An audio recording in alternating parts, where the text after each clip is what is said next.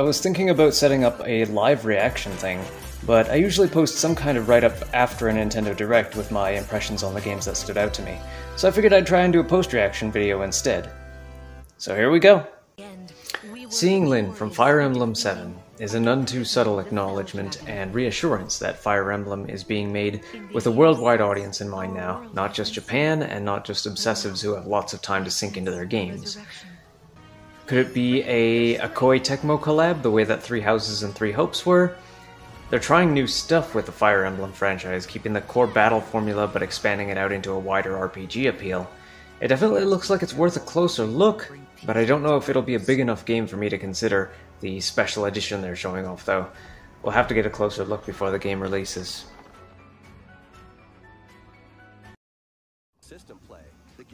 It Takes Two.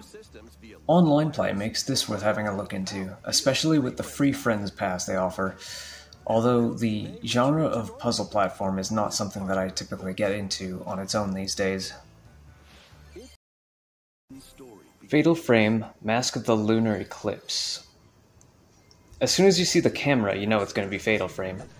I've sworn off horror games for the most part after Eternal Darkness, but I might be tempted if this game does something surprising, and not in the jump-scary horror gamey kind of surprising. Xenoblade 3 DLC.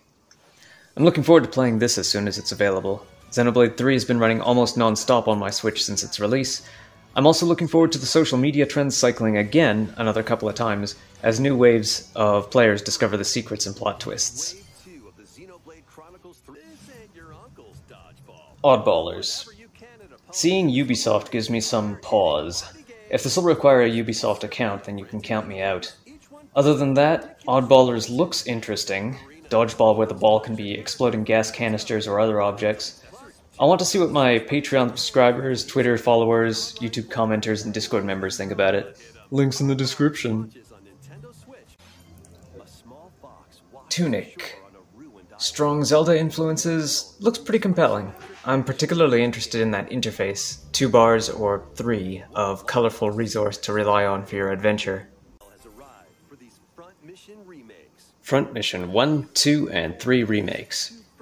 I'm interested in this, but I've only got a small glimpse of Front Mission 1 way back in the fanfic translation days, and it didn't really hold my interest despite me being into giant robot battles. I'll want to try a demo for this one. Harvest Moon: A Wonderful Life. Oh, it's called Story of Seasons: A Wonderful Life now. I'll definitely be keeping an eye on this. Seeing as the Harvest Moon line has fallen down to cheap Mobile quality, I wasn't about to give this a second look if it was made by Natsume, although I was pretty hyped for the Pocky and Rocky remake. Splatoon 3. The first Splatfest. I know I'm going to have to get Splatoon 3 eventually, I just hope I can afford it when I do decide that I cannot wait any longer. Octopath Traveler 2.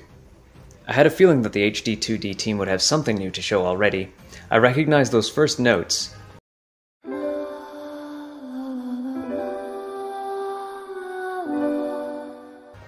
that played. New sprites, new path action mechanics depending on day and night, and looks like new interactions when travelers meet. This dev team never seems to rest. And as that someone chose the voice of the scholar Oswald? Men who took everything from me shall die by my hand. Maybe I've just been watching too many of his vids on YouTube lately. Fae Farm. This game gives off kind of a fantasy life vibe. Online multiplayer makes this almost definitely a winner in my books. The character designs are kind of simple for my liking, but they could grow on me. Theatrhythm. Final Fantasy Final Bar Line. If I was going to celebrate the 35th anniversary of the Final Fantasy series, it'd be with an announcement of The Last Story 2 or Xenoblade X Part 2. The people who made the Final Fantasy games worth buying, playing, and remembering no longer work at Square Enix, and instead are working at Monolith Soft, Grezzo, Mistwalker, and other studios. One Theatrhythm was already too many for me. I'm about 90% sure I'm going to skip this one. Mario and Rabbids 2 Sparks of Hope. My one gripe with Kingdom Battle was that they wanted you to respec your builds between every fight. Everything they've shown for Sparks of Hope looks like an advancement over Kingdom Battle. I hope that not having to do each battle twice, one with your preferred respec and one with the correct respec, is one of those advancements. Rune Factory 3 Special. I know a friend who might be super hyped for this one. If Fae Farm doesn't look like something I'll stick with, then I might look into this. New Rune Factory series announcement. I really don't know what to think about that. Should I just skip 3 Special in the hopes that my money would be better spent on this new announcement? N64. Mario Party games and Pokemon Stadiums online would be excellent, along with 1080 and Excitebike. There's so many games that I missed back then or had stolen from me, or that I just couldn't afford. GoldenEye 007. Now with 100% more online play and 100% less Activision involvement. A great way to top off the new N64 stuff. Various Day Life. Square Enix's take on fantasy life? I think Fae Farm looks the best to me out of all the daily life kinds of RPGs there are out there. Factorio. I heard some people talking about this game, but just that it was an automation game that one could sink weeks into. I didn't know it had a story to it. I'm definitely more interested knowing that now. Atelier Iii. I was sold on 2 with what they showed way back then, and I still haven't bought it yet. It looks like Ryza is the most popular Atelier character, and Koei Tecmo really took their Zelda Breath of the Wild influence to heart with the exploration and continuing this series. Pikmin 4. Pikmin 3 was a memorable game, and bingo battles were what kept me playing after the campaign for quite a while. I hope that Pikmin 4 builds on all of that. The trumpet seems to suggest something like more of a battle-oriented RTS kind of game. Might make for a good variety after the puzzles of Pikmin 3. Harvest Stella. There's lots of cozy, comfy types of games coming out lately. I can only pick one, and it might be this one if it isn't Fae Farm. A demo's available, so I'll have to check it out.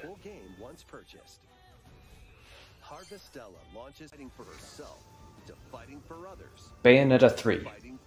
A new trailer dedicated to the details of this game came out shortly after the Direct, and it looks like they've upped the battle options with letting you summon your demons or transform into them, and with Viola's new blocking mechanic. It definitely lives up to the near 20 out of 10 hype levels that this series is known for. They've shown footage of Viola being playable, and it's very likely that Jean is going to be playable again, or Jean. But they also seem to suggest that Luca, and maybe even more characters, are playable too. From the creators of Danganronpa, Raincode. Danganronpa is not a selling point for me, even now that I've gotten used to hearing that name said with the correct accent so it doesn't sound like a fakey game name made to sound Japanese. Raincode definitely looks like an all-round improvement though. Being able to explore in third person looks much more compelling than the visual novel presentation of the DR games. The battle system looks interesting too. Sifu. It's been too long since someone came out with a 3D one versus many brawler that wasn't a straight-up Musou game. I'll be keeping a real close eye on this one, and keeping the other eye on making sure the first eye doesn't get punched out. Crisis Core Reunion. I played through the PSP game. It was not a compelling enough experience for me to even finish, let alone buy again. If there isn't a major change to the game loop itself, it would probably be best to just skip this one for me. Radiant Silvergun. This one's a 10 out of 10 hype for me. The prequel to Ikaruga. At the time of recording this, I have it bought and downloaded, and I've played a couple of loops already. Endless Dungeon.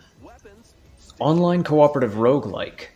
I tend to get really cautious about buying a new roguelike just because I never get to the ends of them, so it never feels right to buy a new one. But with online cooperative play, this one might be worth looking into for me.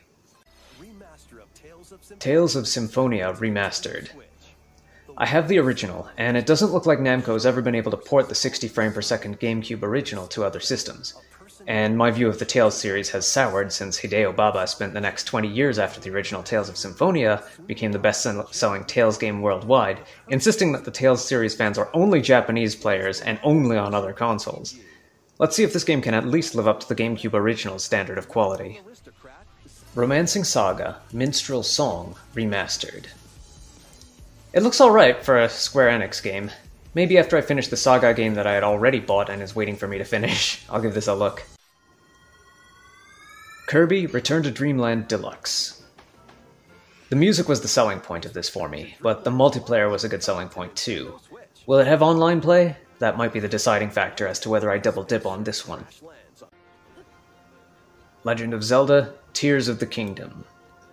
For me, this was the least interesting announcement, just because I know that a new Zelda is going to be worth getting, and Monolith Soft is a big enough team that they can easily handle both Xenoblade 3 DLC and a whole Zelda game, and possibly one or two projects they're not even ready to announce yet, all at once.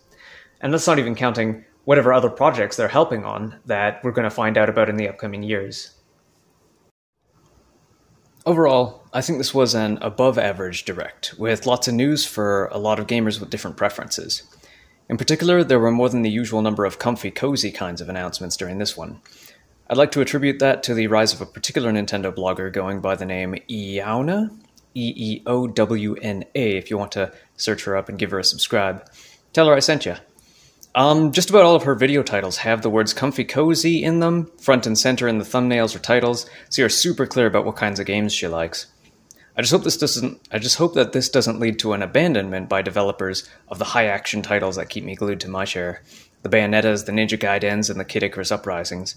I'd like to see more developers try their hand at competing with those, and more importantly, selling them on Nintendo hardware to compete directly with Bayonetta, Ninja Gaiden, Kid Icarus Uprising, and so on. Thank you for watching or listening along, and if you'd like to support me making such games, and hopefully getting them onto Nintendo Switch, then I am raising funds to pay for commissioned work. I have a Patreon link. I also take BAT tokens on my YouTube videos and tweets, if you can give them. And I do some eShop giveaways every month just to give back to my little community. If you can't give anything, then don't worry about it. I'd like most of what I put out there to be free, or at least cheap.